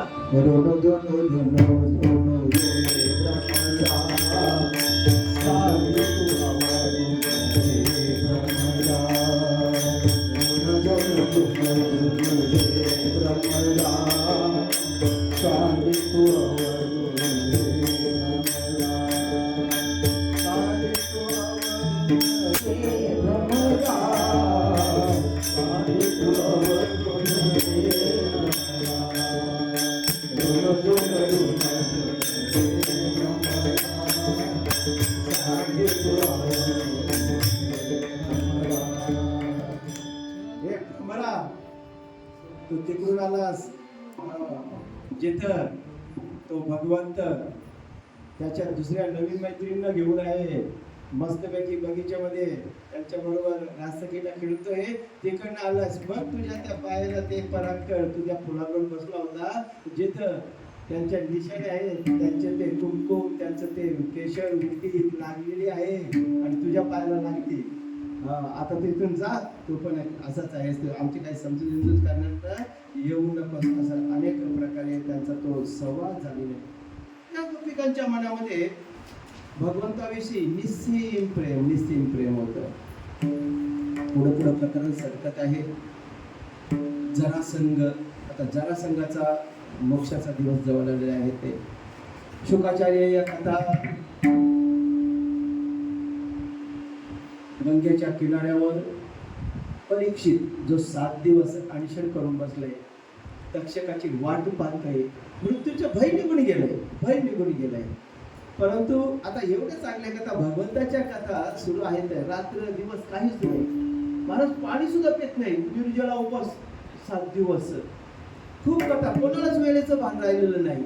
आपल्यासारखे थोडेच आहेत ते सारखे गड्या भक्ती, कोणाचंच भान राहिलं नाही. या कथांचं अमृत पान त्या करत आहेत. अजून पुढे सांगा. कधी दिवस उजेडतोय, त्यांना तहान नाही, भूक नाही, खालच नाही तर शौच कसं येत ना तुम्ही. 1 नंबर नाही, 2 नंबर नाही. आणि भगवंताचं रस पान करतायत ते, त्या कथांचं अमृत पान करतात. सगळ्यांना अमर झाल्याचा त्या ठिकाणी तो आनंद लुटतात सगळेजण. शुक्राचार्य म्हणतात, अस्थि आणि प्राप्ती अशा कंसाच्या 2 राण्या होत्या. कंसाला 2 स्त्रिया होत्या. एकीचं नाव अस्थि आणि दुसरीचं नाव प्राप्ती. पतीचा मृत्यू झाल्यानंतर त्या दुःखीत झाल्या होत्या. पती मेल्यानंतर प्रथा आहे, वडिलांकडे त्या मुलीला नेलं जातं काही दिवस तो शोक कमी करण्याकरता. आमच्याकडे आहे प्रथा ती, आपल्याकडे असेल बऱ्यापैकी सगळ्यांकडे न्यायचं असतं. आणि म्हणून त्यांनी विचार केला आपल्या घरी गेलं पाहिजे, माहेरला गेलं पाहिजे. जरासंध हा त्यांचा वडील होता. या जरासंधाच्या मुली होत्या, कंसाच्या पत्नी आहेत ना, या जरासंधाच्या मुली होत्या. दुःखी अंतकरणाने वैधव्याचा शिक्का त्यांना लागलेला आहे, ते वडिलांकडे आहेत. ते जरासंधाला फार वाईट वाटलं. तो पाहतोय आपल्या मुलींना, तरुण मुली आहेत, त्याच्या काय तेवढ्या वयस्करी नाही ते. तो आता विचार करतोय ज्यांनी माझ्या या मुलींना विधवा केल्याचा आता त्याच्या सुद्धा नगरामध्ये एकही स्त्री सौभाग्यवती राहणार नाही, सगळ्यांना मारून टाकेल. आणि क्रोधाने तो लालबुंद झालाय, तो खवळलाय. जरासंधाची सेना जसं काही खवळलेला समुद्र, त्याने भगवंताच्या राजधानीला वेढा दिलाय. सगळेजण भयभीत झालेले आहेत. ते भगवान श्रीकृष्ण पृथ्वीचा भार हलका करण्याकरताच या सगळ्या लीला रचल्या होत्या. बरं, जरासंध आता काय करेल कळणार नाही, कळत नाही. ते आक्रमण करण्याकरता जरासंध निघालेला. भगवंतानी विचार केलाय थांबवलं पाहिजे, परंतु त्या जरासंधाचा मृत्यू मात्र आपल्या हातामध्ये नाही. बलराम दादा मधून दात खात होता, दादा याला आपटू, दादा याला मारू, तेरी बस की बात नाही. जरेनं जोडलेला असल्यामुळं तो आणि तो भीमाच्याच हस्ते मरणार होता हे भगवंताला चांगलं माहित होतं. म्हणून उगाच याला काही काय जरा संघाला तर पराभूत करायचं, मागून तो परतून लावायचं. पण हे करता करता मध्ये आणखी एक दुसरा एक राक्षस तयार झाला, कालयवन त्याचं नाव. हा कालयवन सुद्धा लढाई करायचा भगवंताच्या नगरावर. भगवंताच्या नगरावर त्याने स्वारी केली. भगवंत म्हणतात याचाही बुद्धी का आपल्या हाताने नाही, ज्याचं जिथे ठरलेलं असते ना. काला लाटीचे लिहिले न मोडेगा काही केले, काले गोरे पण धुतले फिटवणे. भगवद्गीतेमध्ये 18व्या अध्यायामध्ये दुसऱ्या श्लोकाच्या खाली नागोबारायांनी जे निरूपण केलंय, ओवी नंबर 102 ही ओवी.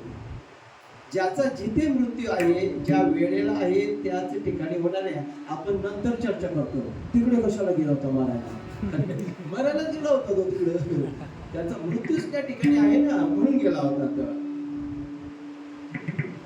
रणभूमीवर भगवंत म्हणतात ह्याला तिकडे नेलं पाहिजे, आता बस झालं, याचा खेळ संपवला पाहिजे. उगाच योग संपत आले, काळ संपत आला ना, वेळ संपत आलाय. भगवंत पळतात आणि त्याचा पाठलाग करतात. भगवंताचं नाव रण छोड तास, रण सोडलं ना याने. तुला लाज नाही का वाटत? सगळ्यांना मारत सुटलाय आणि मला एवढं घाबरतोस, पळायला लागला.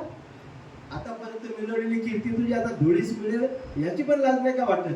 आत्मा म्हणतोय तो त्याला काहीच नाही. आपलं काम तो चालू रहेगा. हाती चढत तर आपली चाल, कुत्री किती म्हणतो द्या, काय फरक पडत नाही. आणि भगवंत त्याच्या निंदेकडे लक्ष देत नाही. पळत पळत एका पर्वताच्या गुहामध्ये शिरतात. त्या गुहेमध्ये शिरल्यानंतर कालयवनही तिथे गेलाय, ज्या ठिकाणी मुचकुंद राजा झोपलेला होता. भगवंताने आपल्या अंगाचं ते उपकरण काढलंय आणि मुचकुंदाच्या अंगावर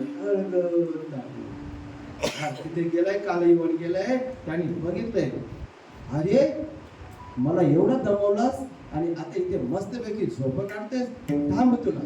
ते उपकरण असं खेचलंय आणि अशी लाथ मारली.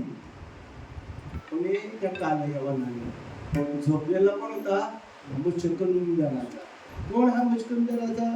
ज्या वेळेला देवादिकांना हे असुर आटोपत नव्हते त्यावेळेला त्यांनी ह्याची मदत घेतली, ह्या मुचकुंदाची. आणि मुचकुंद हजारो वर्ष त्यांच्याबरोबर लढला, देवांना परास्त केलं आणि सगळ्या देवता प्रसन्न झाल्यात. त्यांनी सांगितलं, मुचकुंद तुला पाहिजे तो वर माग. तर वर काय देणार तुम्ही आणि तुम्ही काय देणार आहे? तुम्हाला मीच सांभाळले. मला घ्यायचं असतं तर ते राक्षसच्या ऐवजी मीच तुम्हाला येऊन कपवले असते ना, सगळं घेतलं असतं. मला आता काही नको, फार वर्ष मी लढाई केली, आता मला विश्रामाची गरज आहे, आराम करायची गरज आहे. असंच काय? ठीक आहे, बरं, मला कोणीच उठायला यायचं नाही, झोप मोड करायची नाही, डोंट डिस्टर्ब मी, अशी पाठी. आता त्याला कोणी कोणाला वाचता येत होतं, कोण लिहायला देत होता? असं कोणी तुला समज नाही. एक काम कर, फार लांब एक डोंगर आहे, आमच्या डोंगराच्या भुईमध्ये जाऊन झोप मस्त पैकी, नाही तुला कोणी उठवला येणार. इथं मगच कोणाच्या तरी वाटेला जाण्यापेक्षा बरं तिकडेच झोप ना. बरं हा तिथे जाऊन झोपला होता. युग गेलं तरी याला समजलं नव्हतं, काही युग गेली तरी याला समजलं नव्हतं. आणि त्याला जाऊन लाथ मारली आणि लाथ मारल्यावर तो जागा झाला. त्याला असं होतं का, तुला जो जागा करेल त्याच्याकडे तू रागाने पाहिलंच तर त्याचा भस्म होईल. याने बघितलं मला लाथ कोणी मारली म्हणून त्याच्या नजरेत हा बाबा पडला. कोण? कालयवन. नजर पडल्याबरोबर जागेवर राखेचा ढीग भस्म. झाला माझा काम. गोपाल कृष्ण भगवान की जय. राधे राधे.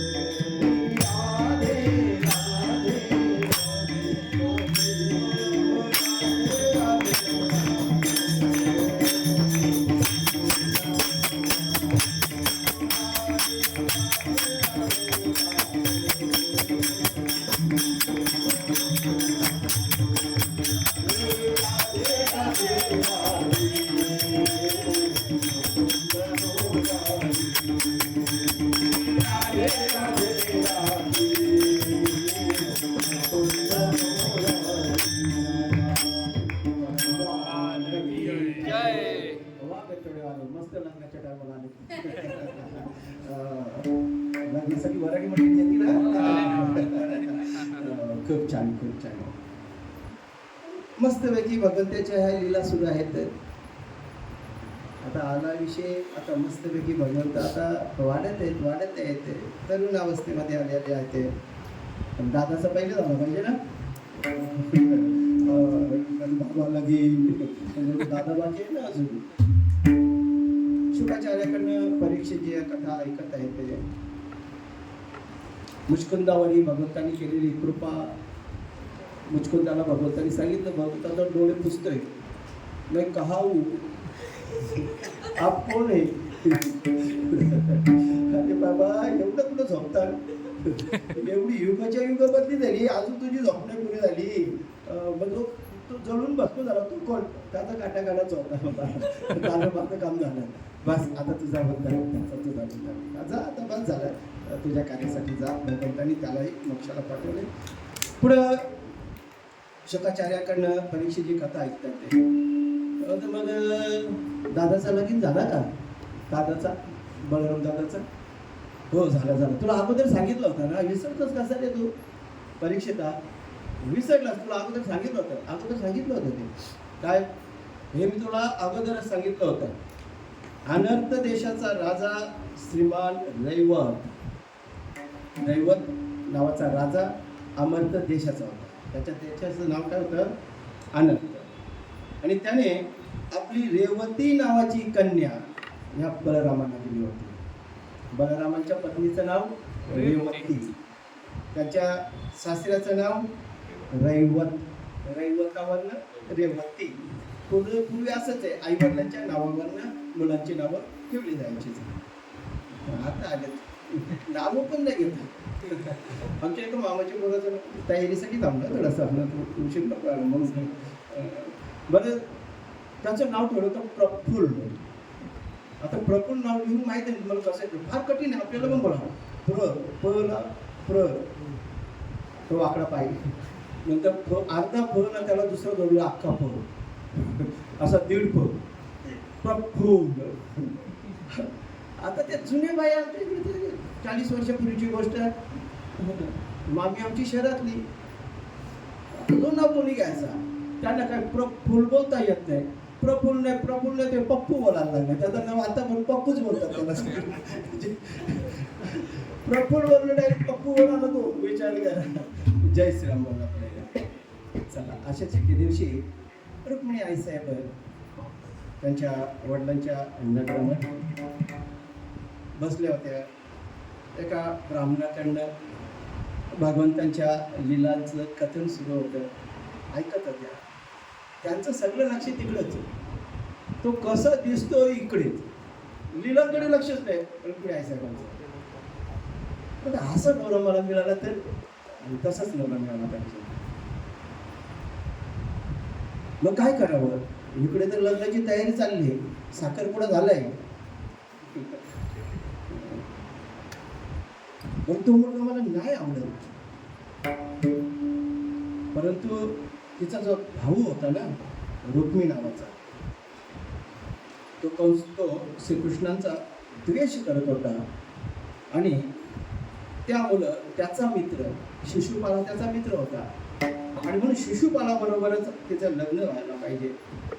रुक्मिणी आईसाहेबांनी त्या ब्राह्मणाकडे, जगातला पहिला लव्ह लेटर, 7 श्लोकांचा लव्ह लेटर रुक्मिणी आईसाहेबांनी भगवंतांनी त्या ब्राह्मणाकडे पाठवला. त्याचा आशय भगवंताची स्तुती केलेली आहे आणि शेवटच्या ओळीमध्ये लिहिलं होता, उद्याच माझं लग्न होणार आहे आणि मग तातडीनं यावं, शिशुपालाबरोबर माझं लग्न आहे आणि मी तर मनोमन भगवंतांना वरले. परंतु आमच्या कुळाची रीत आहे, लग्नाच्या अगोदर नवरीनं देवीच्या दर्शनाला जायचं असतं, भद्रकालीच्या तेवढं जायचं असतं, जगदंबिकेचे दर्शन घ्यायचं असतं. आणि मग तिथं मी जाईन आणि तिथं तुम्ही एकट्याने यायचंय, मला मस्तपैकी पळवून न्यायचं आहे. आयडिया तिने दिली, सगळं सांगितलंय. बरं, इकडे तयारी धामधूम, हल्दीचा दिवस ना, ऑर्केस्ट्रावाले आले, तिकडे सगळ्यांची मस्तपैकी आईस्क्रीम आलं का नाही, आपलं आईस्क्रीमचा टेम्पो. जाऊ दे, आपण नंतर घरी जाताना आईस्क्रीम खाऊया. जय श्रीराम बोलता पडेल. बरं, सगळी तयारी चालली आहे. आणि त्याच वेळेला थोडं पटकन पुढे ढकललं, आम्ही थोडं पुढे ढकललं. तयारी झाली असेल ना, जास्त वेळ लावला का, बाहेर येऊन थांबा. भगवंतानी ते इकडे तिची दिसी चल बी चल, अजून कसा येत नाही.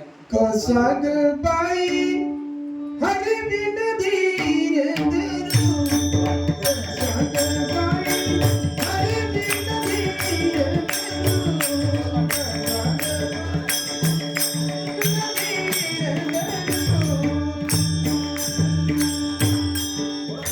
सुदेवा मन पाठविला जो, सुदेवा मन पाठविला जो, येईना काय करू, कसा ग बाई हरविन धीर धरू, कसा ग बाई हरविन धीर धरू.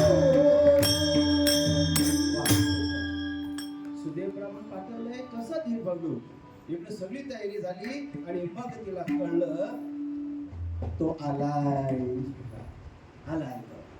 बलरामाने ओळखलं होतं अगोदरच, याच्या डोक्यात काहीतरी वेगळाच चाललंय आणि आणतोय ना, रात्री रात्री झोपतलाय दरवाजा लावून टुंग टुंग टुंग टुंग टुंग चालूच आहे त्याला. ध्यान ठेवा पोराकडं, मावड्यांनो पोराकडे ध्यान ठेवा. दरवाजे बंद करून कुठला ऍप बघतो, कुठं जातो. आपल्याला आपली मुलं घरातून कुठंच जात नाही ना, घरात बसून किती कोड्या काढतात त्याचं त्याला माफ करा. कडक पुढे सरकतंय, तुला कळलंय तो आलाय, तो आलाय. वा वा वा. ज्याचा रस्ता बघत होती ना, तर तोच आलेला आहे. आणि मग तिने आता बिंदासपणे तयारी केली, देवीच्या दर्शनाला जायचं ठरवलंय. इकडे राजे सगळे बसले होते. आपल्या मुलीच्या लग्नात कृष्ण आलाय, तिच्या बापालाही बरं वाटलं. भीष्मकाला त्यांनी तर तसे राजाला बोलवलेच होते ना, येऊ दे ना. बलराम दादा होते हा एकटा नाही, आणि उगाच काहीतरी कोणाचा तरी मार खाऊन भावाचं प्रेम होतं म्हणून. असं माहित होतं एकटाच कापी आहे, अकेला कापी आहे, शेर कभी झुंड में नहीं घुमते ना. बरं, तरी मग त्याने मोठी सेना घेतली आणि मग तो त्याच्या माग निघालाय. खूप मस्त सगळ्यांना उच्च असं आसन दिलंय. त्या भीष्मकाने, खरं नाव भीष्मक आहे त्याचं. आपण त्याला नंतर त्याचा अपभ्रंश झाला आणि भीमक म्हणायला लागलो. मंगलाष्टमध्ये बरीचशी लोक भीमक म्हणतात ना, खरं नाव त्याचं भीष्मक आहे, भीष्मक. आणि भीष्मकांना ही 4 मुलं होती, 1 कन्या होती. आपल्या मुलीचं लग्नाचं मस्तपैकी थाटमाट जोरात करायचं म्हणून हे सगळं ठरलं होतं. आणि आता मात्र तीही निश्चित झाली. आधी ती देवीच्या दर्शनाला निघाली. तिकडनं सगळी पूजा बिजा आटोपून तिचं लक्ष त्याला म्हणाला देवीकडे. तिचा देव तिकडे आहे ना, तो इकडनं येतो का तिकडनं येतोय, तो बाबा मस्त बसलो निश्चित होती तशी. बरं, मग आता परत जाण्याची वेळ आली आणि त्यावेळेला तिने असं आपल्या बोटाने डोक्यावरच्या त्या कपाळावर आलेल्या केसांच्या पटा बाजूला केल्या आणि एक लज्जित नजरेने त्या सगळ्या राजांकडे नजर मारली आणि त्याच्यामध्ये जो बाबा मस्त बसला होता असा. त्याला बघितलं, दोघांची आमने सामने झाली. दोघांनी एकमेकाला पाहिलं, आनंद वाटला. आणि मग मात्र नंतर ती पुढची प्रक्रिया, तिथे ती जात असताना सगळ्यांच्या समक्ष भगवंत उठले, रुक्मिणी आईसाहेबांना हाताला पकडले आणि सगळ्यांच्या समोर घेऊन ते बसा उचलली रुक्मिणी आईसाहेबांना. आता सगळे राजे बघत बसले, चाललंय काय. आणि म्हणून सगळ्यांनी त्याचा पाठलाग करायचा ठरवला. बाकीचे राजे धावले. सगळ्यांनी नंतर विचार केला, आपण कशाला जातो रे, आपलं कशाला, शेतकोणाचं ना भात कोणाचं, उगाच आपलं मारे चालले, उगाच आपली सेना मारली गेली, सगळे माघारी फिरले आपल्या जागेवर. हा रुक्मिया होता ना, रुक्मिया तिचा भाऊ, तो मात्र होतो नाही. त्याने प्रतिज्ञाच केली. त्या रुक्मियानं प्रतिज्ञा केली, तुमच्या सगळ्या राजांच्या समोर प्रतिज्ञा करतोय, जोपर्यंत या कौंडिण्यपुरामध्ये माझ्या बहिणीला घेऊन येत नाही तोपर्यंत या नगरात तोंड दाखवणार नाही. आगरी भाषेमध्ये तोंड दाखवणार नाही, कोणालाही तोंड दाखवणार नाही. अशा रीतीनं त्याने सगळी सेना सज्ज केली. रुक्मिणी पाठलाग करतोय. आता भगवंत कसं आहे की त्याला सांगा ना, अनेक सेना त्याची मारली गेली. शेवटी भगवंताला नाही इलाज म्हणून त्याला पकडावं लागलं. त्याला पकडलं भगवंतानी. त्याला आता तो मारणार तोपर्यंत रुक्मिणी आईसाहेबांनी हात पकडला. काही झालं तरी तो माझा भाऊ आहे, नका असं करू, मी तुम्हाला शरण येतो, द्या त्याला सोडून, नका मारू. भगवंत सांगतात तू नका मारू सांगतोय, बघ तू माझ्या जीवावर उठलाय ना.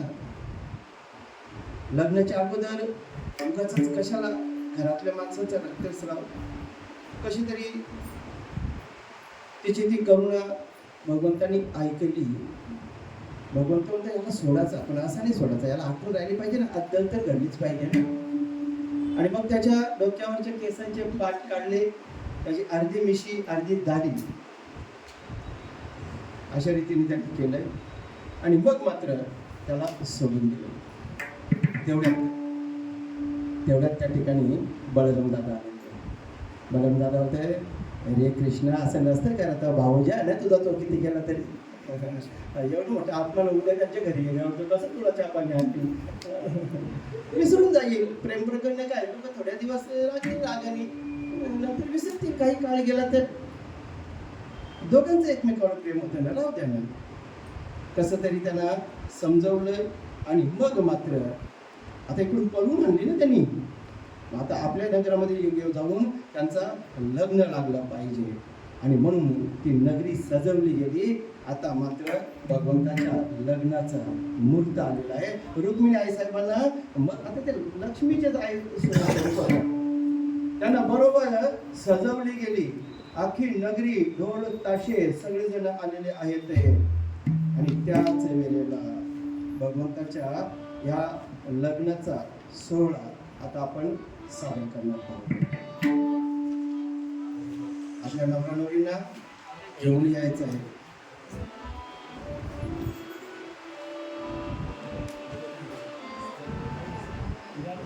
बघतोच हे मेकअप आर्टिस्ट आहे, थोडस वेळ लावतच, काय करणार, राहू दे. कुर्ताची वेळ टळून चाललेली आहे.